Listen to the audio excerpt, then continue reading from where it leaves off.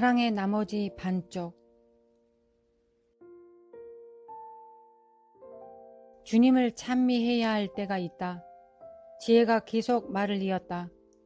그리고 그분을 가장 큰 두려움과 존경심으로 높여드려야 할 때가 있다. 마치 심을 때가 있고 거둘 때가 있는 것과 같다. 양쪽을 다 아는 것이 지혜다. 진정한 지혜는 하나님의 시간과 때를 아는 것이다. 나는 그분의 사랑의 영광 안에서 주님을 경배해야 할 때였기 때문에 너를 이곳에 데리고 왔다. 그러한 전쟁을 치른 후에는 이것이 내게 가장 필요한 것이다. 이제는 그분을 심판의 두려움 안에서 경배해야 할 시간이므로 너를 다른 곳으로 데리고 가겠다.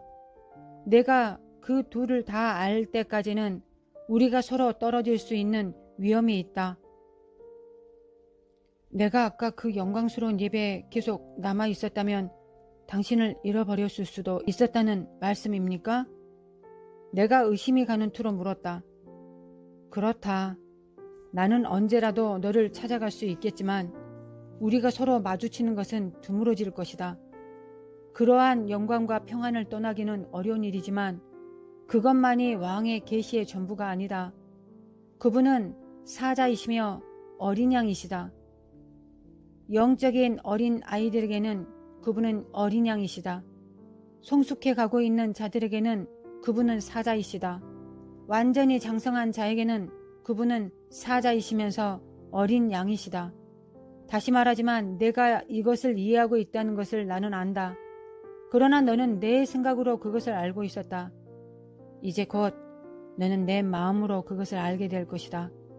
내가 곧 그리스도의 심판대를 체험하게 될 것이기 때문이다. 전쟁으로 돌아감.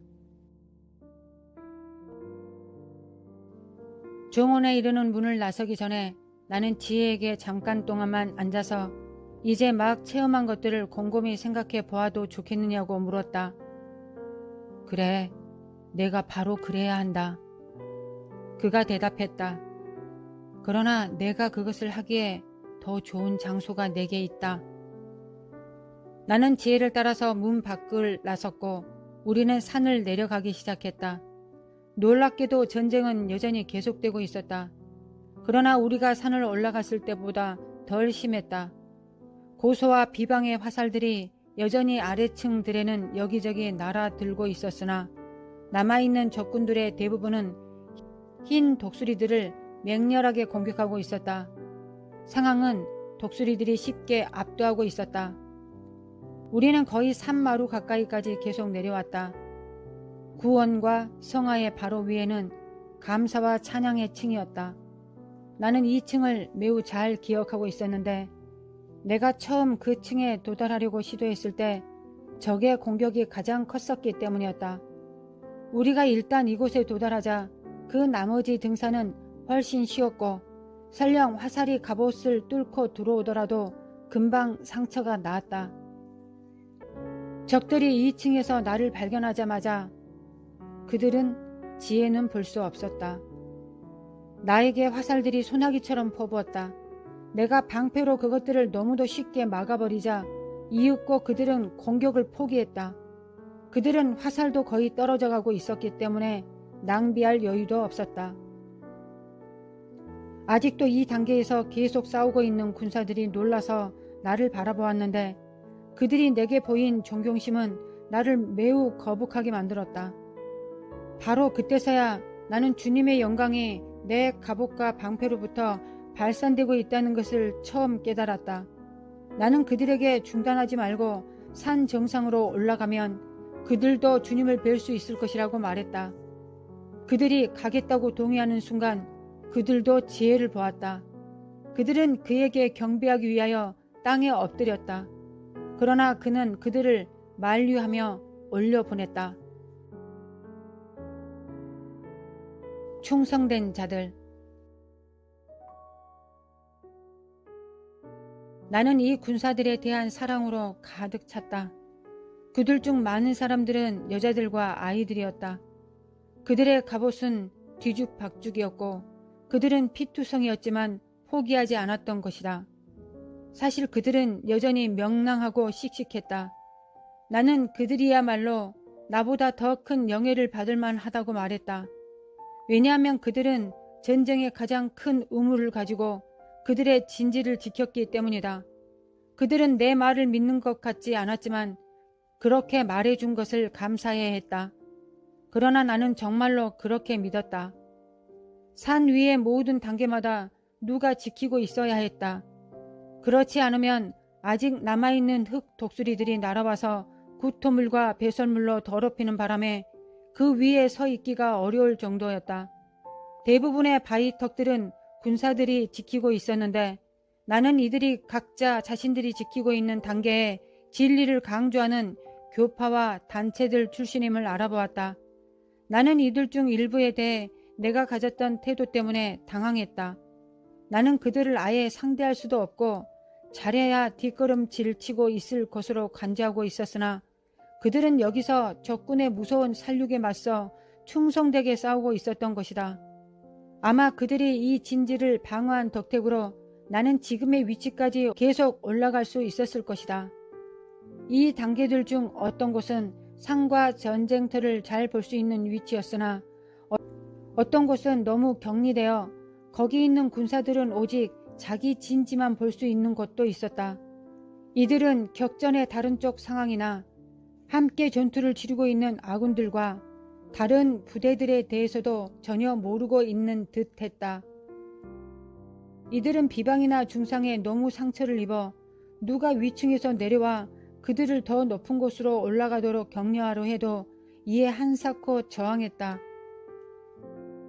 그러나 몇 사람들이 정상으로부터 주님의 영광을 반사하면서 내려오기 시작하자 비로소 그들 중 대부분은 큰 기쁨으로 이를 듣고 자기들도 용기와 결단으로 산을 올라가기 시작했다. 내가 이 모든 것을 목격하고 있자 지혜는 별 다른 말이 없었으나 나의 반응에 대하여 깊은 관심을 갖고 있는 것처럼 보였다.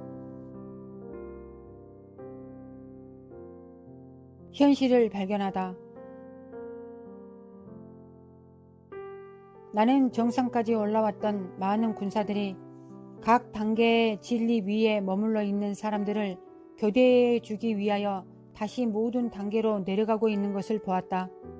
그들이 이렇게 내려가자 각 단계들은 그들이 가지고 있는 영광으로 빛나기 시작했다. 곧 산 전체가 남아있는 흙 독수리들과 마귀들의 눈을 멀게 할 정도로 휘황찬란한 영광으로 빛나기 시작했다. 잠시 후 산은 온통 영광으로 넘쳐나 하나님의 정원과 같은 느낌이 들기 시작했다. 나는 주님을 찬양하고 감사하기 시작했고 그 즉시 다시 그분의 임재 안으로 들어갔다.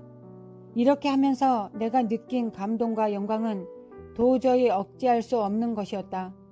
그 체험이 너무나 강하므로 나는 중단하지 않을 수 없었다. 지혜가 내 곁에 서 있었다. 내 어깨에 손을 올려놓으며 그가 말했다. 너는 감사함으로 그분의 문에, 찬양함으로 그분의 궁정에 들어간다. 그러나 그것은 너무나도 실제였습니다. 나는 꼭 그곳에 다시 가 있는 것 같았습니다. 내가 소리쳤다. 내가 거기 있었다. 지혜가 대답했다.